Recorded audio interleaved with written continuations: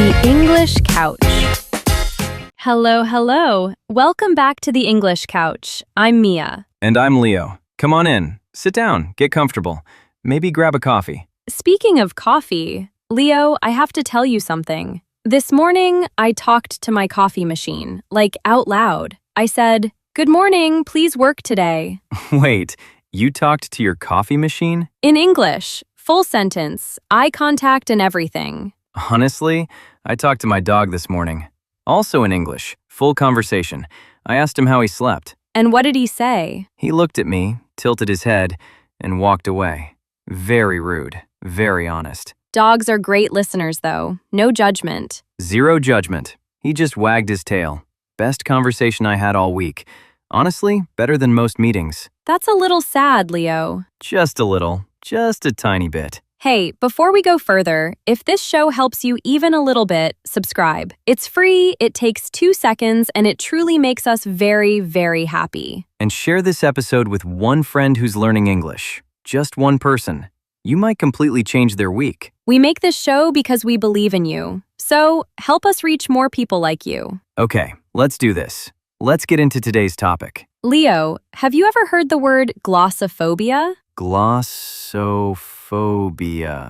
No, that sounds like a disease. Or maybe a Harry Potter spell. It kind of sounds like both. But glossophobia, that means the fear of speaking in front of others. It's one of the most common fears in the entire world. More common than spiders? More common than spiders. More common than heights. Studies show people are more afraid of public speaking than of dying. Then of dying? Than of dying. People would rather be in the coffin than give the speech at the funeral. That is extremely relatable and also extremely dark. Right? And today, we're talking about one very specific kind of speaking fear, the fear of speaking English. Because so many of our listeners, maybe you right now, feel this every single day. And we want to talk about it honestly, not with a list of tips, but like two friends who've been there. Because we have been there, both of us, many times. So Leo, where do you think this fear starts? Like, when does it actually begin for most people? Oh, I know exactly when mine started. I can picture the moment perfectly. I was 17 years old. I was sitting in the back of my English class, thinking I was safe. The back row, classic. Always the back row.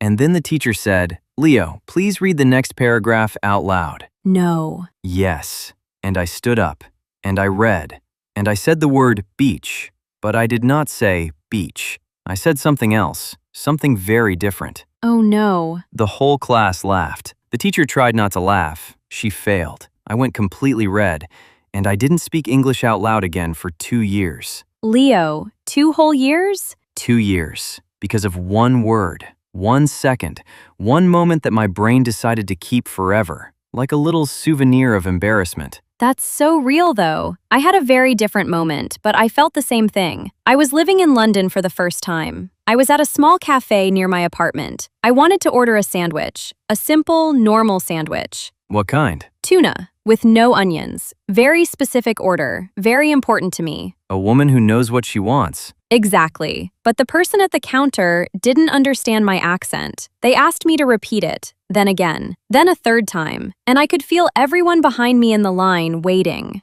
Oh, that feeling. And I panicked. I completely panicked. I just pointed at the menu, like a tourist, like a child. I said nothing. I pointed. And what did you get? Something with mustard. I don't even know what it was. I sat in the corner alone, eating a mystery sandwich with mustard, and I almost cried. You suffered deeply for your fear. I suffered over a sandwich. But here's the thing. Both of our stories, they're normal. Almost everyone who learns a language has a moment like this. A moment where something goes wrong and your brain takes a photograph. Your brain is trying to protect you. It remembers the pain. And next time it says, "Hey, remember what happened last time? Don't speak. It's safer to be quiet." It makes total sense. The brain is doing its job. But in this case, the brain is wrong. So how do we tell the brain it's wrong?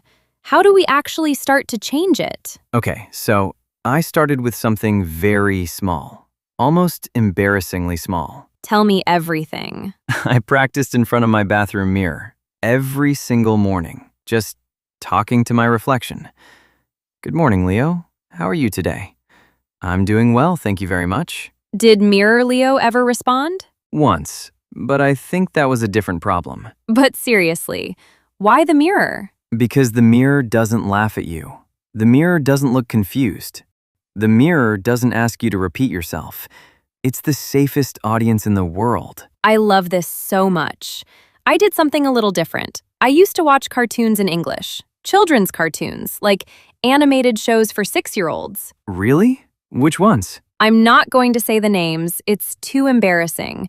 But there was a lot of singing, and animals, and very simple problems being solved in 22 minutes. Perfect English lessons. And the great thing is, the sentences are short, the vocabulary is easy, and you can repeat everything out loud alone in your room with zero shame.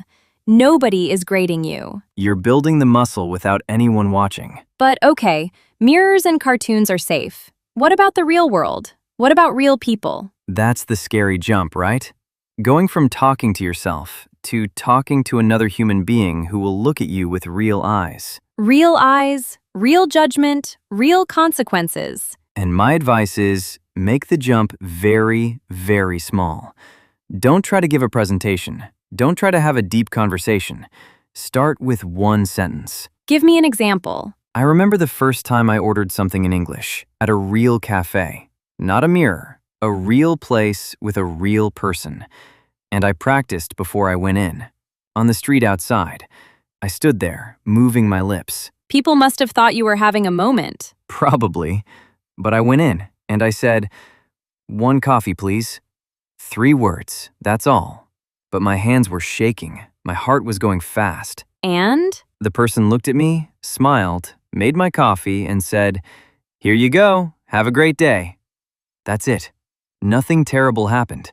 No one laughed. No one corrected me. Life continued normally. Nothing terrible happened. Nothing terrible happened. And that was the moment I started to believe, maybe I can do this. That moment of nothing terrible happened is so powerful. Because most of the time, that's the truth. Nothing terrible will happen. Okay, Leo, I have a bigger question for you now. I both love and fear when you say that. Good. Stay scared. Here it is.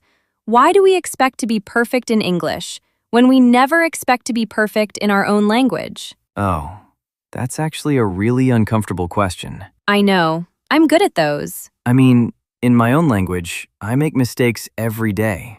I forget words. I say the wrong thing. I start a sentence and then completely forget where I was going with it. You do that here, on this podcast, frequently. I'm doing it right now, actually. But in my own language, I don't feel embarrassed. I just laugh and keep going. I say, "Sorry, what was I saying?" And life moves on. But in English, we freeze. We stop completely. We think, I made a grammatical error, therefore I am a failure, therefore I should never speak again. And that thought, that story we tell ourselves, is so much more damaging than the actual mistake. I talked to a language teacher once, a wonderful woman.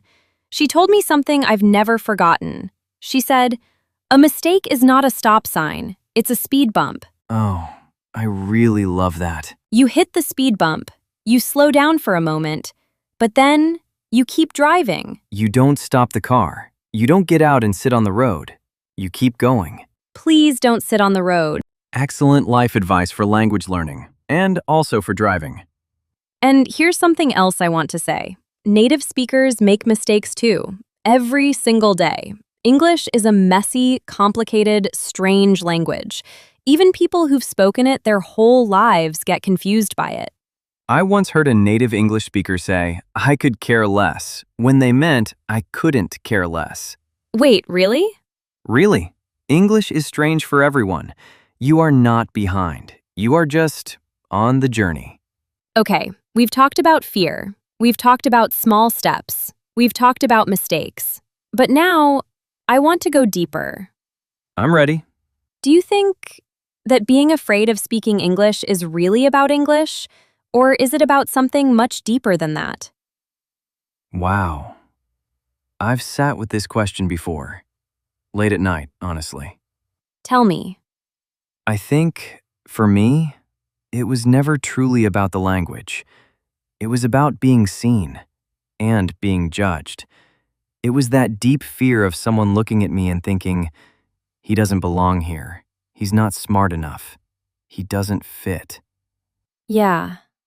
And that fear, it has nothing to do with grammar. It has nothing to do with vocabulary or pronunciation. It's a human fear, a very old, very deep human fear. Everyone carries it, in every room, in every language. I felt this so strongly when I first moved abroad. I became very, very quiet, even in my own language, because I was always worried, am I saying the right thing? Do I sound stupid? Do these people like me? And then what changed? I met one person, just one, who was genuinely kind, who laughed with me when I made a mistake, not at me, who said, I love how you say that word. And something in me opened. One person can do all of that. Connection is braver than perfection. That needs to be on a wall somewhere, tattooed somewhere. Maybe both. And I want to say something to anyone listening right now who feels this fear. The fear doesn't mean you're weak. The fear means you care. It means this matters to you. And anything that matters to you deeply is worth feeling a little scared for. You are not behind. You are not broken. You are learning. And learning is always brave. Always brave. Yeah. Okay, let's bring everything together for today. First, we talked about where the fear comes from. That one sharp moment that your brain photographs and keeps forever. Second, we talked about small, safe steps. Mirror practice, children's cartoons, 3 words at a coffee shop with shaking hands. Third, we talked about giving yourself real permission to be imperfect, because a mistake is not a stop sign. It's a speed bump. And fourth, we went deep. We talked about the real fear underneath the language fear, the fear of being judged, of not belonging. And we learned that connection, real human connection, is braver than any perfect sentence you could ever say. Now, it's your turn. Here is your task for today. Go to the comments, right now, don't wait, and tell us, what is one moment when you felt afraid to speak English?